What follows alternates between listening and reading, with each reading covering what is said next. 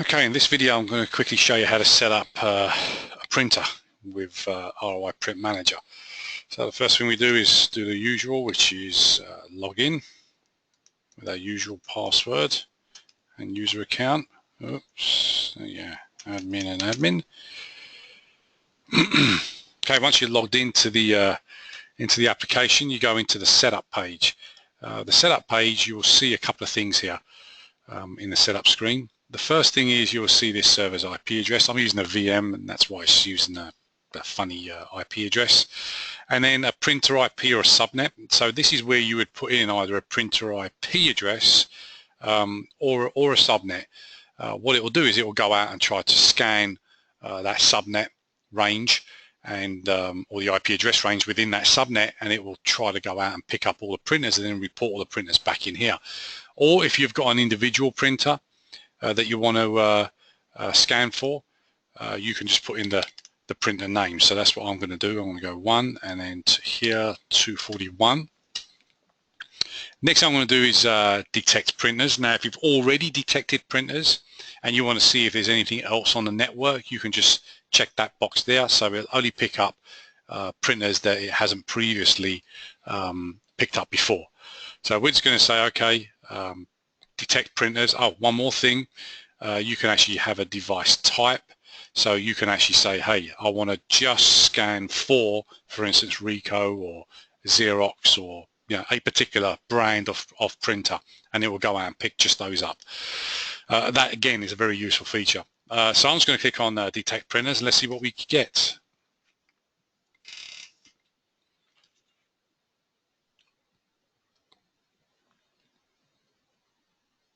Okay, so here you can see that it's actually found one. It's actually found the one that I was searching for. It's a Ricoh.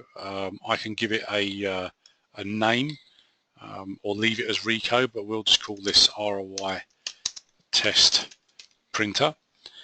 One caveat actually that I forgot to mention, I should mention it, is that you're going to need to have the drivers installed on this server. Okay, so whatever drivers you're picking up or whatever printers you want to install to and configure, you need those drivers for installed on this server. Now normally these days doesn't make any difference, right, because everyone's using universal drivers. So if you've got Xerox, for instance, that you're scanning for, just make sure that the Xerox universal driver is installed on the server. In our case, if I hit the drop down box, I've already installed the Ricoh universal driver, and there it is there.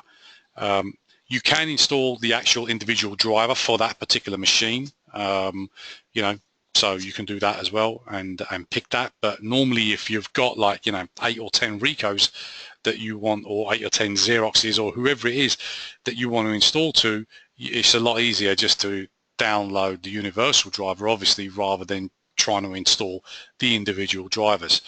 So I've done that. I've selected my my driver. I'm going to put a tick in a box, and then I'm going to click on set up devices. So what it's going to do here is going to go out, talk to the device. It's going to start configuring the device. It's going to configure a couple of queues and share those. Here it is there, doing it right now, configuring a Windows queue on this server. And I'll explain what they're for in a minute. So you've got the configuring the printers queue. The very first printer that you set up, only with the very first one, it actually sets up a hold queue as well, and I'll explain what that's for a little bit later. So as you can see, it says here that my printer's been configured. So it's come back and said that the printer's configured. So what do we mean by the printer is configured? Well, it's gone out, talked to the our software's gone out, it's talked to the Ricoh printer.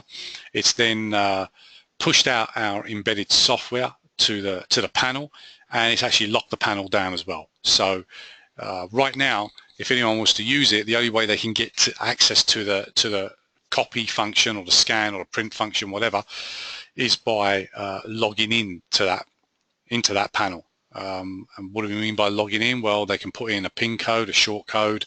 They can use their Active Directory username and password, or if they're using swipe cards, and there's a card reader on that printer, they can actually swipe the card, and that allows them access to the functions on that printer. Now you can see that if we go down to here under printing and MFD, and then printers and MFDs, this is the ROI test printer, which is what I just called it, and you'll see it's got all the information along the top there. And here you can see, so you can change whatever you want here. You shouldn't have to. This is all done during the printer configuration or the printer setup in the previous screen. You can see here details, so it's picked up the MAC address and serial number and everything else. Authentication. You can see that if it's not selected, just make sure that it should have picked it up automatically. It should have recognized that it was a Ricoh printer, and it should pick up what platform it is. And here you can see that they're all different platforms for all different manufacturers.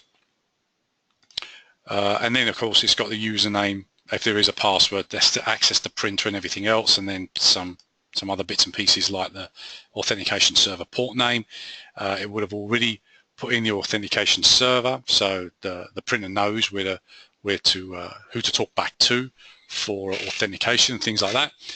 And it's as easy as that. That's it. It's once you've set up the printer, you just make sure that everything's configured and set up on here. If there are any details missing, then you would fill them in. But it's as easy as that. That's it. You just go out, scan on a network for a printer. Once you pick up the printer, make sure the correct driver is selected. The only reason we have drivers on the server, by the way, is in case jobs need rendering on the server first. That's the only reason we need drivers. Otherwise, if jobs didn't need rendering on the server, you wouldn't even need drivers either. But there are certain situations where the jobs do need rendering and processing on the server, hence the reason why you need the correct driver or a driver on the server. So yeah, you just make sure the driver's the correct driver is picked, and you just click on set up printer, and it configures a printer and it sets up all this as well. And then it will also set you up, like I said, the very first printer, the very first time, it will set you up a hold queue, and for every printer that you configure, it will set you up what we call a managed queue as well, and I'll explain what they are. So the very first time, like I said, that the software configures the very first printer, it only does it the once, it sets up what we call a hold queue or the my queue. You should see it here. Now the my queue is automatically shared out. Okay, and then once that gets deployed out to your users, and you can call the my queue anything you want, by the way, it doesn't have to be called my queue. Once it gets shared out and gets deployed out to your users, anybody that prints to that particular queue, the job gets held here under that user's account, waits for the user. The user can then walk up to any device, authenticate the device, like I said, like I mentioned before, PIN code, short code, LDAP credentials, or a swipe card, authenticate that device, bring up the ROI pull print application, and they can see any jobs that they've sent to the hold queue sitting in the pull print application. Once they see their jobs there, they can, either print all the jobs, they can select a single job to print, they can actually delete a job, they can delete all the jobs, they can force a job to black and white, they can force a job to duplex at that point. But once they've selected it, they can actually then print off the job. So that's what the hold queue is for. If you look in printers and devices, here you will see that the my queue has already been created, and then you will also see, as I mentioned before, an ROI in brackets queue. That one of these gets created for every single printer that you configure and set up. Okay, this is what we call a managed queue.